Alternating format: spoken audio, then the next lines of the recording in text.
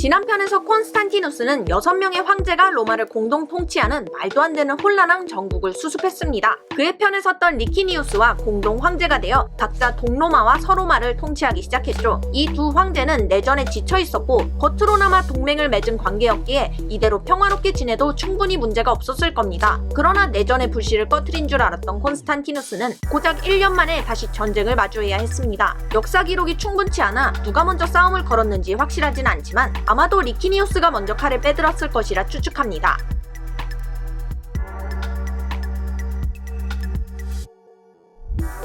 리키니우스 약 35,000명, 콘스탄티누스는 약 2만 명의 병력을 규합했습니다. 리키니우스는 이렇듯 거의 2배에 가까운 병력을 이끌고 전투에 참여했으나 콘스탄티누스의 전술과 전략을 당해낼 수 없었습니다. 첫 번째 전투에서부터 절반 이상의 병력을 이룬 리키니우스는 후퇴하면서 신병을 추가로 모집해 다시 콘스탄티누스에 대적했으나 이번에도 그는 패배를 경험해야 했습니다. 콘스탄티누스는 현명하게도 리키니우스를 몰아세우지 않기로 결정합니다. 비록 지금은 패배했어도 리키니우스는 여전히 아주 큰 영토의 지배자였고 그의 힘이 약화되었어도 충분히 콘스탄티누스에게 한 방 먹일 가능성도 있었으니까요. 그는 리키니우스에게 손을 내밀었고 리키니우스를 형제라 부르며 강화조약을 맺고 다시 평화를 유지하게 되었습니다. 비록 패배의 결과로 리키니우스는 그리스를 포함한 일부 영토를 서로마에 떼어주게 되었지만 로마는 다시금 8년이라는 짧지만 소중한 평화를 얻게 되었습니다. 그럼에도 로마 변경지역의 야만족은 계속해서 로마를 위협했고 이들을 정복하고 복속시키는 과정에서 콘스탄티누스는 제국을 통합할 필요성을 느낀 듯 합니다. 리키니우스는 이미 나이가 많고 악명이 자자했기에 쉽게 동로마를 차지할 것 같았죠. 이전에 비교적 작은 규모의 전투에 비해 이번엔 완전한 전면전이 되었습니다. 각자 10만 명 이상의 병력을 모집한 양측은 추후 콘스탄티노플로 불리게 될 도시인 동로마의 수도 비잔티움 근처 하드리아노폴리스에서 맞닥뜨렸습니다. 이번에도 콘스탄티누스의 군대는 전체 병력 수에선 열세였으나 제국 각 속주에서 전쟁으로 다져진 고참병들로 가득했고 반면에 리키니우스의 군대는 신병으로 가득한 오합지졸이었죠. 게다가 콘스탄티누스의 전술적인 움직임에 제대로 대응하지 못한 리키니우스의 군대는 후방이 먼저 공격당하며 유리한 고지를 버리고 대등한 위치인 평야에서 전면전을 펼쳐야 했습니다. 구독해주세요. 이 전투는 당연히 고참병사로 가득한 콘스탄티누스의 군대가 압도했습니다. 기록에 따르면 이 전투에서만 리키니우스의 병사 34,000명이 사망했고 대부분 병사는 항복하였다고 합니다. 콘스탄티누스는 즉시 비잔티움을 포위했고 비잔티움 성벽과 같은 높이로 토성을 쌓아 성을 위협했습니다.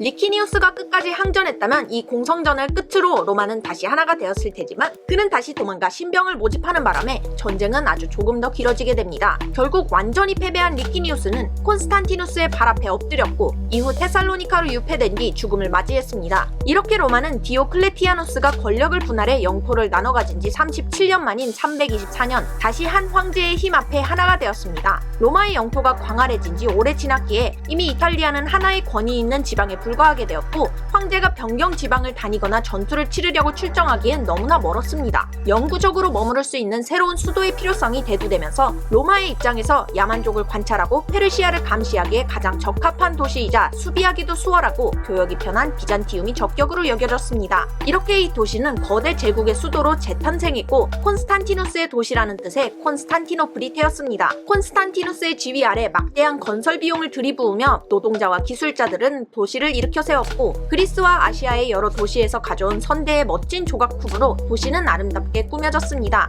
이어서 황제의 후한 하사금을 받은 원로원 의원들과 신하들은 기꺼이 새로운 제국의 수도로 향했죠. 다만 황제는 도시를 어떻게든 빠르게 짓고 싶어 했기에 졸속으로 지어져 후대의 보수공사를 하느라 진땀을 빼게 만든 건물도 많았다고 합니다.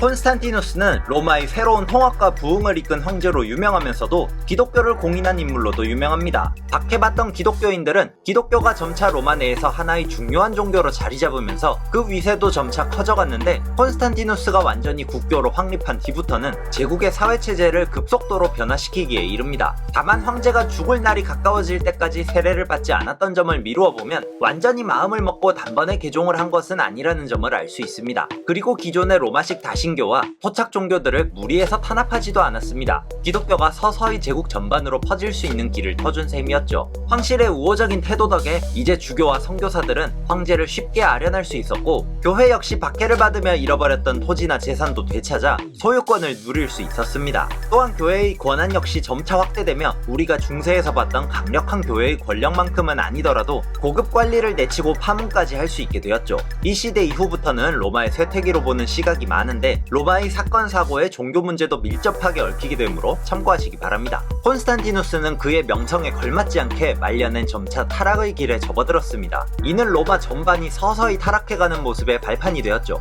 그는 이미 황제가 되는 성공가도에서 여러 경쟁 황제들을 처치했었다는 점을 이전 로마사 영상에서 살펴봤었습니다. 이 과정에서 사망한 막시비아누스는 콘스탄티누스의 장인이었고, 막센티우스는 처남이었죠. 또한 리키니우스는 자신의 여동생과 결혼한 매제였습니다. 아무리 전쟁의 결말이 이렇게 흘러갔다지만 겉으로 보기엔 가족의 일원들을 모조리 처형한 셈이 되는데요. 여기에 이어 이유를 확실하게 단언할 수는 없지만 리키니우스의 해군을 격파하는 데 큰 공을 세워 로마 시민의 존경을 받던 첫째 아들 크리스푸스도 폐륜 혐의를 씌워 처형했고, 조카인 리키니우스의 아들도 처형했으며 두 번째 부인인 파우스타도 처형했다는 의심을 받고 있습니다.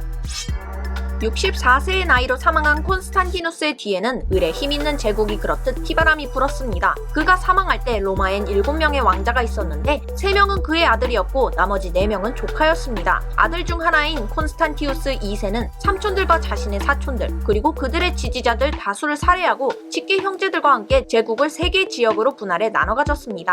장자인 콘스탄티누스 2세가 콘스탄티노플을, 콘스탄스가 서부를, 콘스탄티우스 2세가 동부를 차지했죠. 물론 이들은 머지않아 파멸의 길을 걸을 뻔했습니다. 서로가 공격하다 갈리아에서 일어난 반란으로 몰락 직전까지 몰리는 등 우여곡절을 겪은 끝에 다시금 콘스탄티우스 2세 한 명의 통치하에 통일되긴 하였습니다. 이 이후에 일어난 복잡다단한 로마의 모습은 다음 화에 이어서 알아보겠습니다. 시청해주셔서 감사합니다.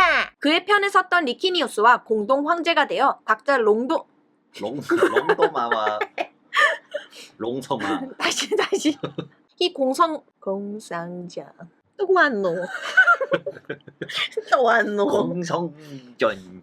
이번에는 잘할 수 있나? 이딴에 잘 봐봐.